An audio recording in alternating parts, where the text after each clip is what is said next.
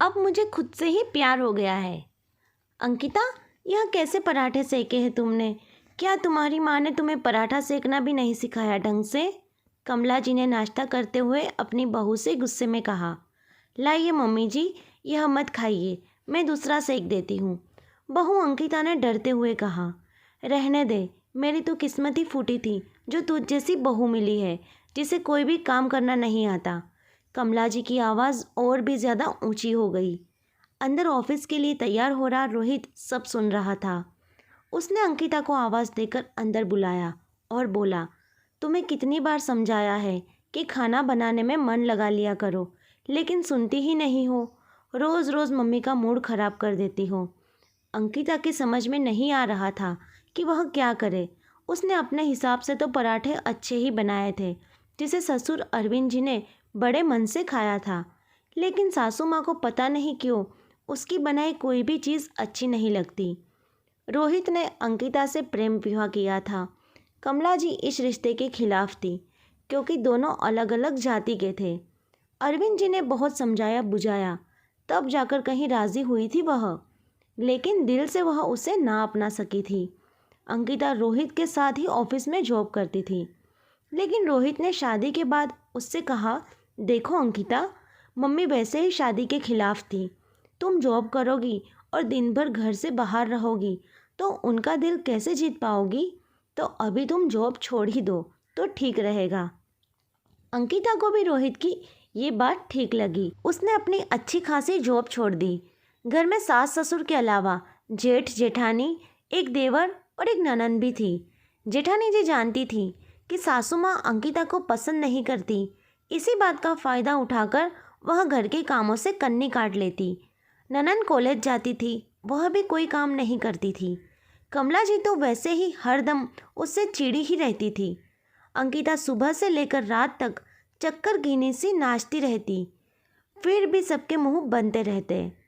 सबका मुंह बनाना अंकिता को नहीं अखरता था, क्योंकि उसके मन में विश्वास था कि वह एक ना एक दिन सासू माँ का दिल जीत ही लेगी। लेकिन जब रोहित भी अपनी माँ की भाषा बोलने लगता, तब अंकिता का दिल रोता। वह सोचती, यह वही रोहित है जो शादी से पहले कितने वादे करता था कि उसे रानी बनाकर रखेगा, परिवार के सामने उसकी ढाल बनकर रहेगा। वही रोहित अब उसे ही हर बात पर गलत ठहरा देता। एक दिन कमला जी फिर कपड़ों को लेकर चिक चिक कर रही थी। यह हरदम मशीन क्या लगाती रहती हो, कपड़े क्या हाथ से नहीं धो सकती? बिजली का बिल क्या तुम्हारे पिताजी आकर भरेंगे? ये सुनकर अंकिता का मन दुखी हो गया। सासू माँ उसे कुछ भी कह ले वह सहन कर लेगी, लेकिन बात अब पापा तक पहुँच रही है, यह सोचकर उसकी आंखें भर आई। लेकिन अब और नहीं, घर को संवारने और अच्छी बहू बनने के चक्कर में वह खुद का वजूद खोती जा रही थी। फिर भी कोई खुश नहीं है। अकेले काम की वजह से उसे ढंग से संवरने का मौका भी ना मिल पाता था, जिसकी वजह से रोहित भी खिंचा खिंचा सा रहने लगा था। जिस कंपनी में वह जॉब करती थी, वहाँ उसकी क्रिएटिविटी की वजह से उसका अच्छा नाम था, लेकिन यहाँ तो वह बस घर की मुर्गी ही बनकर रह गई थी। ऊपर से आज मेरे पापा का नाम भी घसीट लिया गया।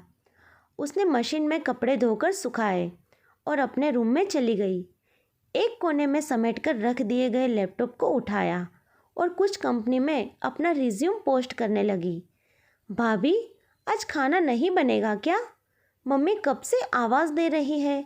मुझे भी कॉलेज से आए इतनी देर हो गई, पेट में चूहे कूद रहे हैं। उसकी ननद राशि ने उसके रूम में जाकर तुनकते हुए कहा। भूख लगी है ना राशि?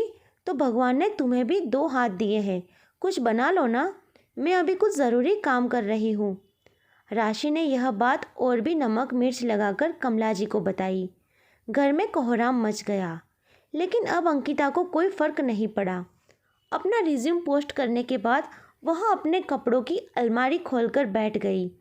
उसमें से एक अपनी पसंद का सूट निकाला और पहन लिया और अपने बाल संवारे, पर्स उठाया और अरविंद जी के पास जाकर बोली, पापा जी, मैं थोड़ी देर के लिए बाज़ार जा रही हूँ, आपको कुछ चाहिए तो नहीं?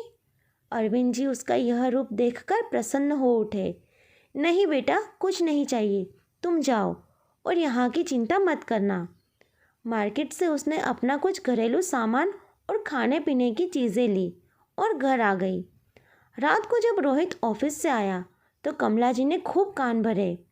गुस्से से भरा रोहित कमरे में गया तो देखा अंकिता लैपटॉप लिए बैठी थी।